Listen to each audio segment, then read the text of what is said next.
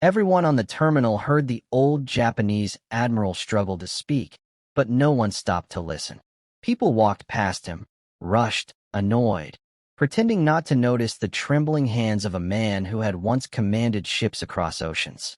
His voice was soft, confused, lost. Cameras recorded him. No one helped him. And then, a janitor pushing a squeaky cart, holding his little daughter's backpack on his shoulder because she was asleep, heard a word the admiral whispered under his breath. A word that changed everything. The janitor froze. His heart raced. Because the admiral had just spoken the same Japanese phrase that the janitor's late wife used to say to him every night before she passed away. In that moment, the single dad walked toward the desperate admiral, and what followed became a story the world would never forget. The Karachi airport was louder than usual that evening. Rolling suitcases, flight announcements, children crying, impatient travelers pushing through lines. Among the noise, Noel Ahmed, a tired but gentle single father, wheeled his cleaning cart across the shiny floor. His 5-year-old daughter, Isa, slept curled up on a folded jacket inside the cart's lower storage compartment, like she always did when he worked double shifts. Noel had learned to clean quietly, so she wouldn't wake up. He didn't mind. She was all he had left in the world. Life had changed brutally for Noel after his Japanese wife, Hannah, passed away from a sudden illness 3 years earlier. The grief had nearly destroyed him. He had been a translator once, talented, respected, but he quit everything to take care of his baby daughter. Jobs vanished, savings drained, friends disappeared. The only work he could manage with flexible hours was janitorial work at the airport. He cleaned floors where he once walked confidently in a suit. He pushed a mop where he once carried translation folders. But as long as Isa was by his side, he never complained. That night, as Noel wiped down a row of seats, he noticed people whispering, pointing toward an elderly man sitting alone near Gate 17. The man's uniform wasn't ordinary. It carried medals. Old, polished, historical. His posture was stiff, military, but his eyes were clouded with confusion.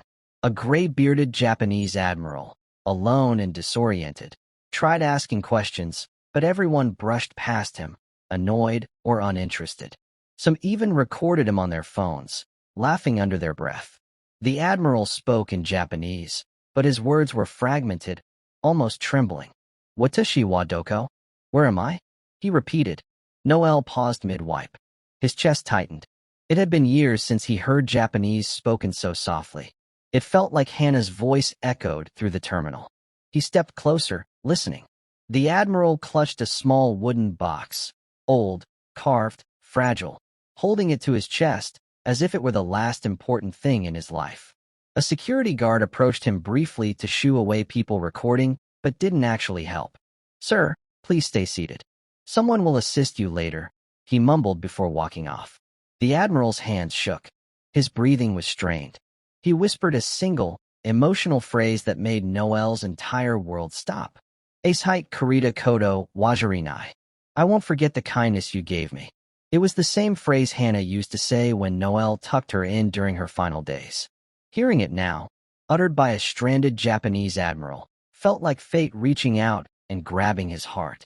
Noel couldn't ignore him anymore. Setting his mop aside, he gently woke Isa and lifted her onto his shoulder. Then he walked toward the admiral, each step filled with memories and a sense of purpose he hadn't felt in years. When Noel knelt in front of him and spoke his first sentence in Japanese, the admiral's eyes widened with shock and relief. The admiral's eyes immediately softened when he heard Noel speak fluent Japanese. It was as if the heavy fog inside his mind cleared for a moment. "You understand me?" the admiral whispered, his voice cracking. Noel nodded. "Yes, sir. My wife was Japanese. I learned from her. What do you need?" The old man exhaled shakily, as if he had been holding his breath for hours. "I lost my assistant. He was supposed to meet me here. I must attend a ceremony, a final mission, before I lose myself completely." He tapped his head. "My memory, it fades quickly. I'm ashamed." Noel understood instantly. Dementia. The uniform, the medals, the trembling hands. Everything made sense. The admiral handed Noel the wooden box. asking him to translate the engraving. Inside was a faded photo of a young sailor and a woman holding a baby.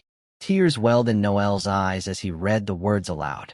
For my son, if my duty keeps me from returning, may this reach him someday. The Admiral explained that he had spent decades searching for the boy in the photograph, his own son, whom he had lost due to war, distance, and duty. Now, in the final years of his life, he wanted to deliver this box to that son before his memories disappeared forever. Noel felt an ache in his heart. He too knew the pain of losing someone he loved. He too had something precious he wished he could give back to someone gone forever. And maybe that's why he felt compelled to help the Admiral. This mission wasn't just the Admiral's, it became his, too. He contacted the airline, the embassy, the airport authority. Everyone ignored him at first. To them, he was just a janitor asking too many questions. But Noel didn't stop. He pushed his way through layers of bureaucracy, translating documents, making calls, comforting the Admiral when panic surged through his fading memory. Isa held the Admiral's hand and told him, "It's okay, Grandpa," in her broken Japanese, which made the old man cry softly. Hours passed. Noel found out the Admiral's son lived in Islamabad, unaware that his father was even alive. Plans were rushed, approvals scrambled, and Noel personally escorted the Admiral onto the transport vehicle heading to the connecting flight. Before boarding, the Admiral placed the wooden box in Noel's hands. "Open it," he said. Inside, under the old photograph, lay a second picture of Noel's own wife, Hannah, standing next to the Admiral decades ago. She was smiling brightly, holding medical supplies. The Admiral's voice shook. "She helped my men during a deadly storm. She saved my life. I wish to thank her someday." Noel's entire body trembled. Destiny had come full circle. As Noel helped the Admiral onto the plane, the old man gripped his hand. "Your wife, she was kindness itself. Tonight, you honored her spirit." Noel watched the plane door close, tears streaming down his cheeks. Isa hugged his leg, confused but trusting. Something inside him felt lighter, healed. But the story didn't end there.